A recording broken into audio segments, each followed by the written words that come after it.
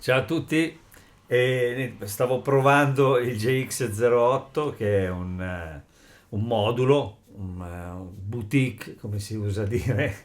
Ringrazio Marco Ballarani che mi ospita oggi come spesso capita, e oggi c'è anche Max, un amico carissimo, che è diciamo il proprietario.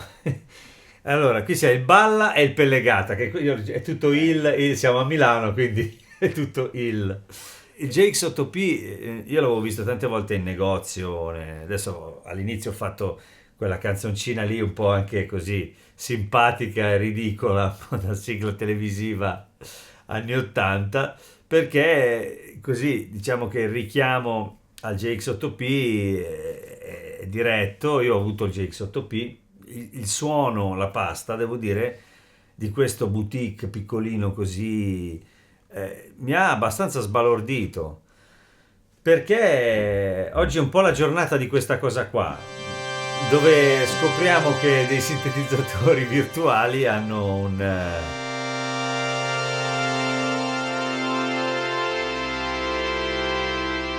cuore, non so come dire, insomma. E quindi ci stiamo accorgendo che molti di questi, molte di queste, così, diciamo, scatolette, chiamiamole così, hanno un cuore. In particolare volevo farvi sentire un suono che ha fatto proprio Max, che era il D87, giusto? Sì. Che è questo.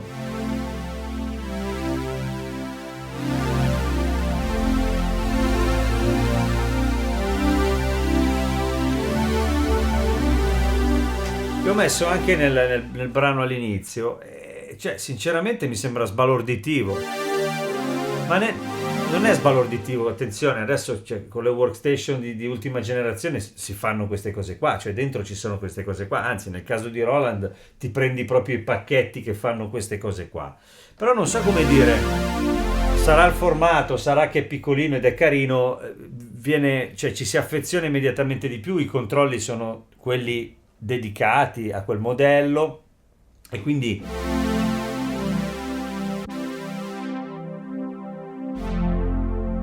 che bello, cioè è proprio bello,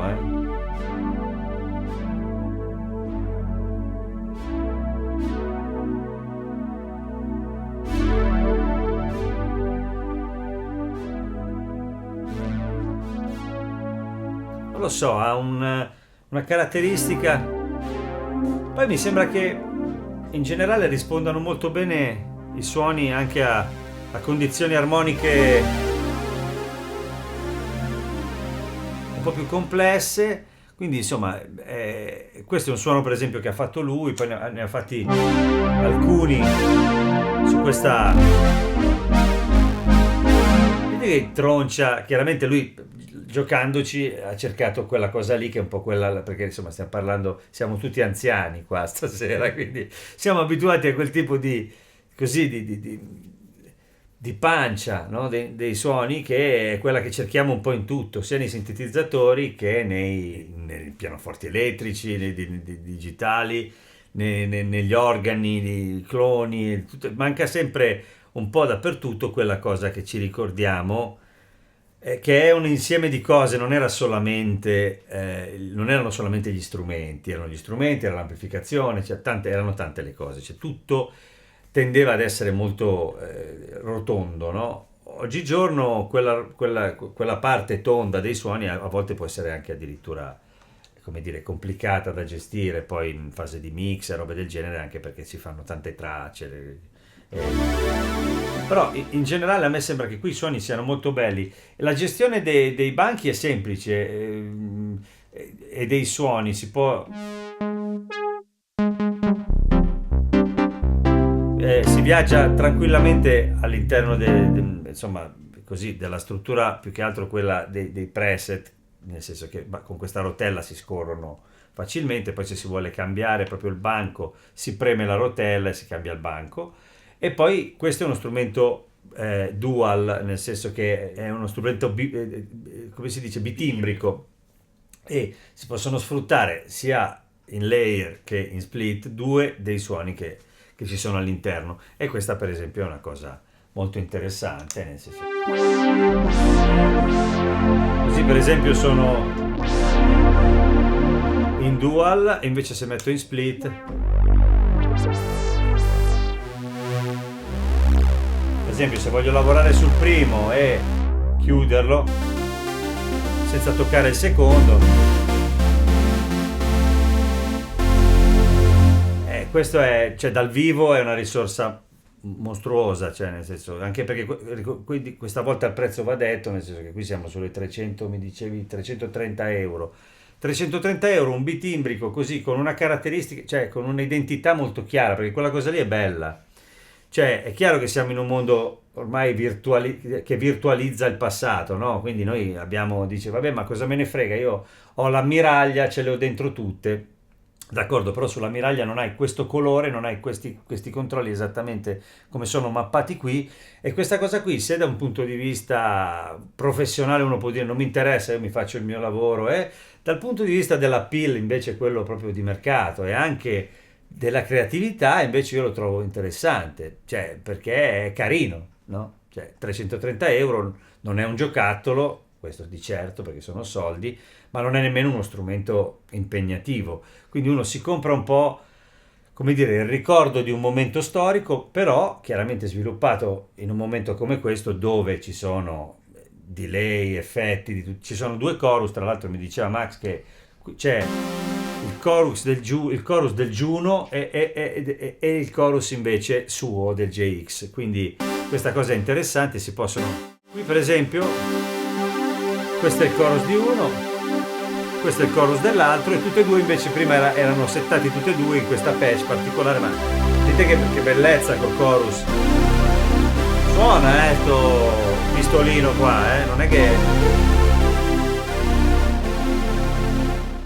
Solito discorso, poi è chiaro che ognuno può vederla come vuole, può dirmi sì, ma io avevo il JX, era un'altra cosa, ce l'ho avuto anch'io il JX, quindi lo so che è una cosa bella, metti un pad sotto una canzone, allora poi lo puoi anche spegnere che lo senti lo stesso, lo so anch'io che... Ma quella secondo me non è solamente la caratteristica timbrica analogica, secondo me è anche il momento storico e il sound design di quel momento, il lavoro che è stato fatto da chi l'ha programmato il JX8P all'epoca, e ha avuto l'idea di fare quei pad o quei suoni un po' soundtracks che avevano un'identità che catturava proprio l'attenzione di chi suonava e ti cambiava il modo di suonare e anche di scrivere i pezzi, non so come dire. Comunque torno in modalità né dual né trial, come, visto che siamo negli anni 80, e con le quinte, poi abbiamo, vado avanti così un po',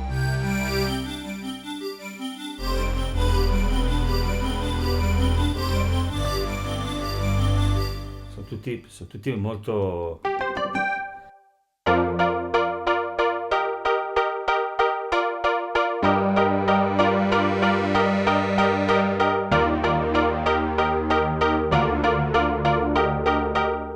Sono suoni in generale che rendono, come dire, ispirano, sono ispiranti. Nonché iconici, poi vabbè, un suono come questo vi voglia subito di arpeggiarlo, chiaramente, e poi giocare un po' magari con l'attacco, la release.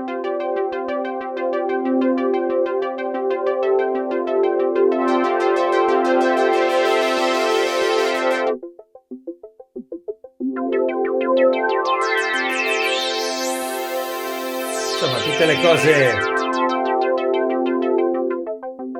classiche che quando incontri uno strumento così diventi un po' bambascione e fai queste cose qua, perché è normale, cioè la libidine un po' di queste cose qui è quella lì, no? C'è anche l'aspetto appunto ludico, no? Sentite?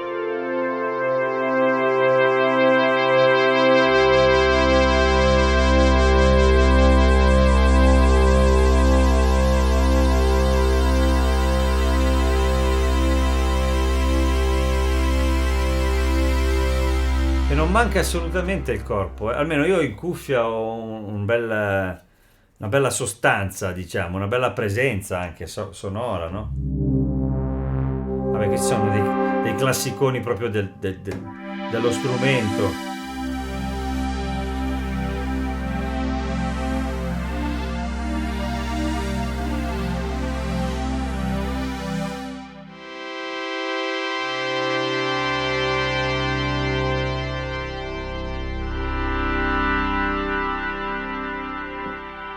Il fatto che non vada via il suono ti permette anche, se ti metti in fila delle patch un po' sognanti così, ti fai dei viaggi dove continui a cambiare, vai in dual, vai in split, e diventa interessante.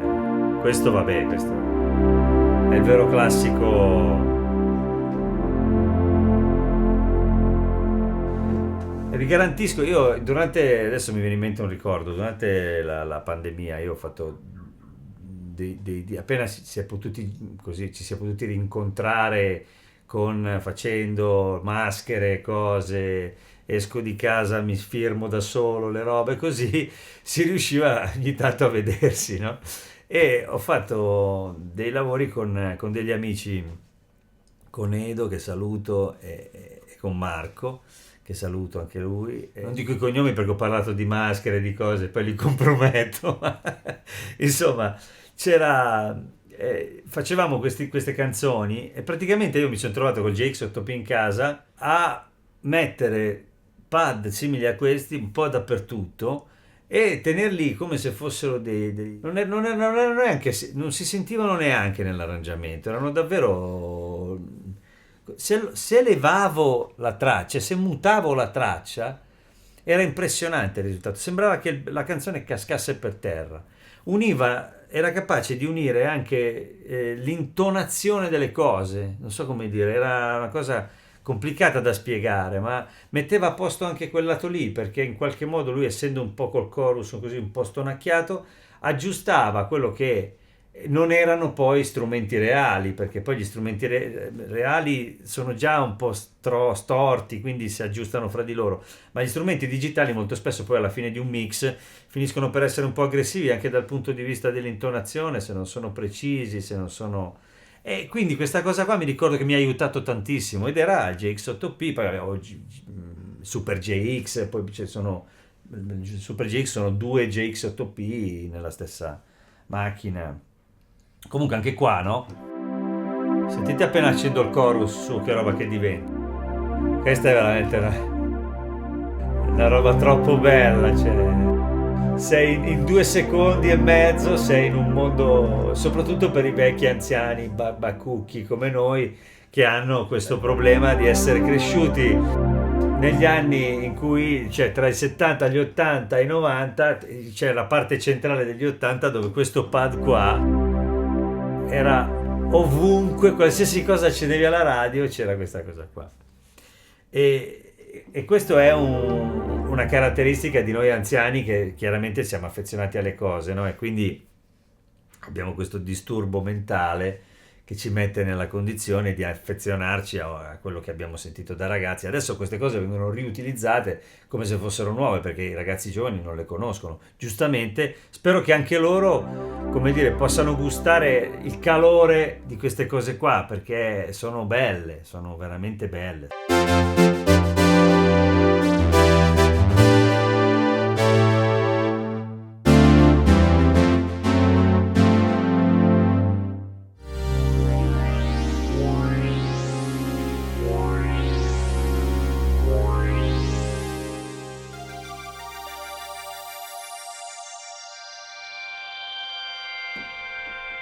Ti fai dei bei viaggi per sto affarino qua, altro che...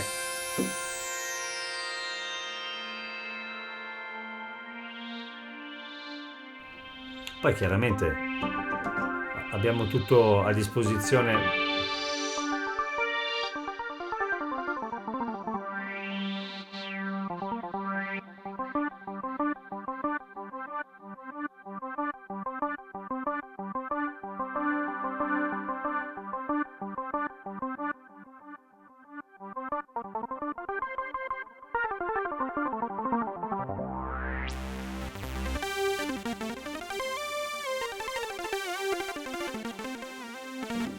C'è anche una discreta...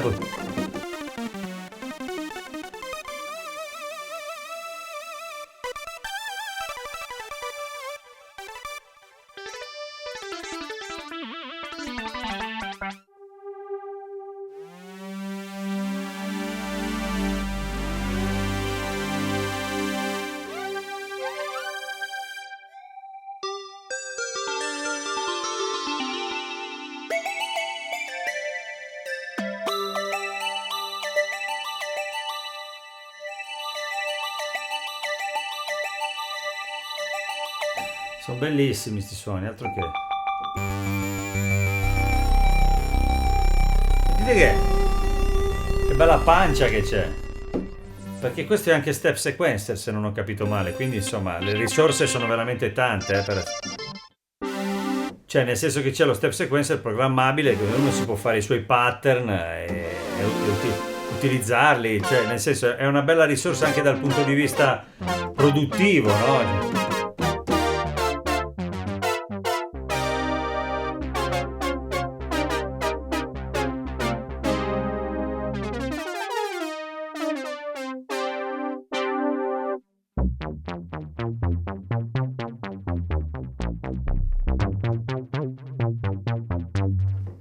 Sono belli, sono...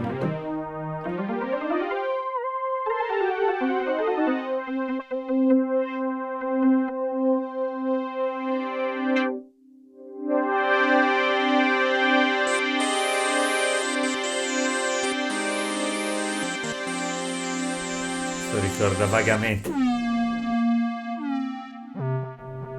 Bellissimi, sono tutti belli pellicci.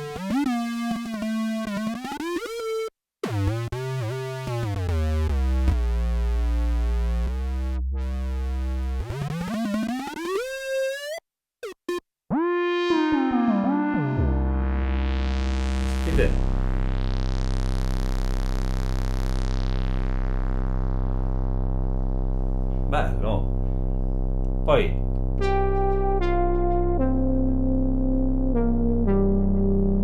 sta tenendo giù l'altro, Ho cambiato suono.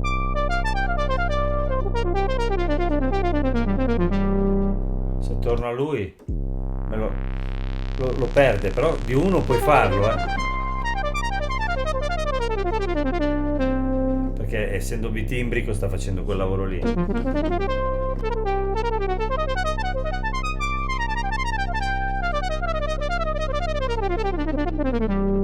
Bellissimo. Avanti.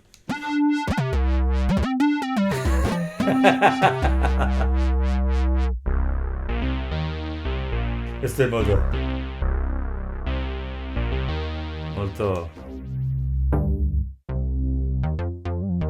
Sono bellissimi i bassi, è bello tutto, caspita.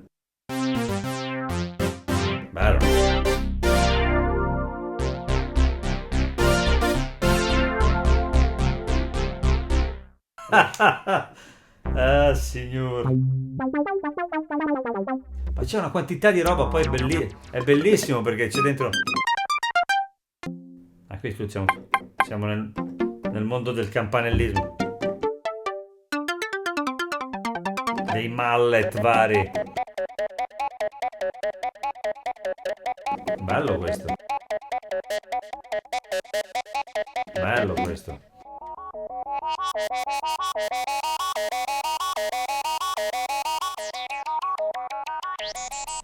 Belli, belli, sono belli. Sparatorie aliene. E vabbè, siamo arrivati là, eh. Ti metti questo qua sotto tutto il giorno e vai via tranquillo.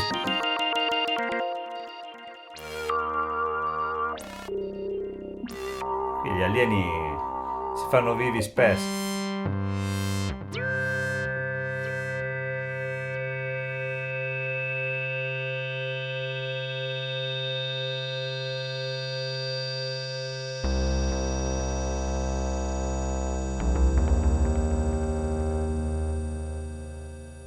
Non avevo mai provate bene queste versioni, no? Boutique.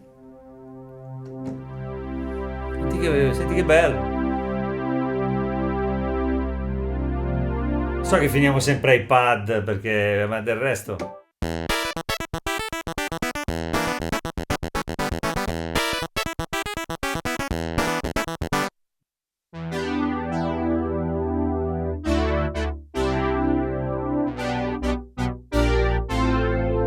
Bellissimo. E beh, comunque la pasta è quella lì. E via, siamo arrivati. Bello però. Oh.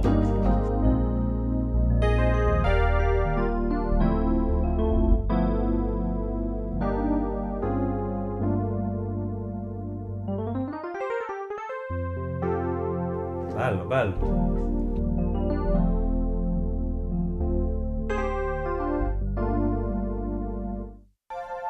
Quali di questi suoni? Ah, là il maze.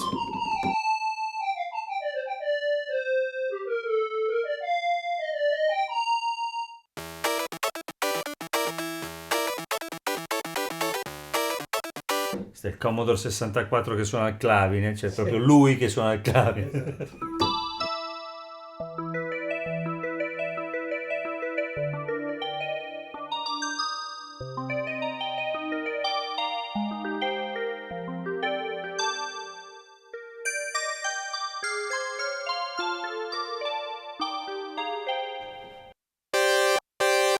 E poi ci sono questi vuoti.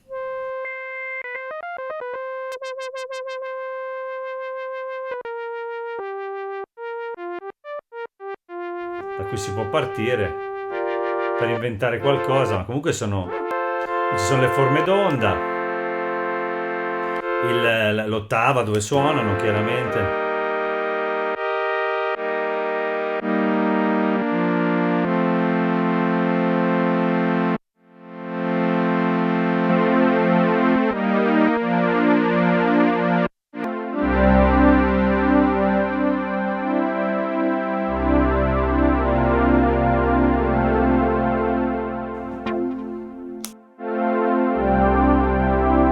Sentite che bordata che c'ha.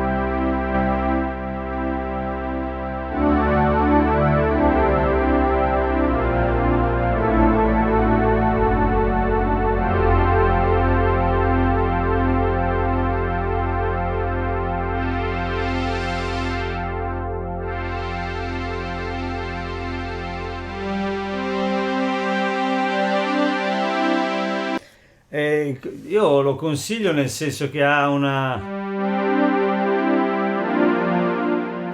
componente veramente simile allo strumento al quale è ispirato. Poi ci sono un sacco di cose che mi ha raccontato prima Max sulla gestione, ma io, come sempre, poi sono un cane morto e quindi niente, basta. Vi saluto, vi ringrazio. ringrazio Marco Ballarani, Max Pellegata e quindi insomma fustigatemi perché mi rendo conto che non vi ho detto niente di quello che poteva essere interessante del GX8, del GX08, però volevo farvi sentire come suona, secondo me suona benissimo, cioè consigliatissimo, usato, nuovo, tanto costa veramente, non è pochissimo ma non è neanche tanto, quindi insomma, ripeto, ringrazio Marco per l'ospitalità, se vi piace quello che faccio iscrivetevi al canale, andate sul mio sito www.maxkeys.com dove trovate tutti gli strumenti divisi per categorie, tutti i video, ci sono le mie canzoni, la mia musica e anche il resto, insomma. Però c'è tutta una parte dedicata esclusivamente al canale YouTube dove trovate tutto e se vi fate un giro mi fa piacere. E grazie a Max che me l'ha prestato perché veramente mi ha fatto scoprire uno strumento veramente bello bello e vi ringrazio, vi saluto e ci vediamo sabato prossimo. Ciao ciao!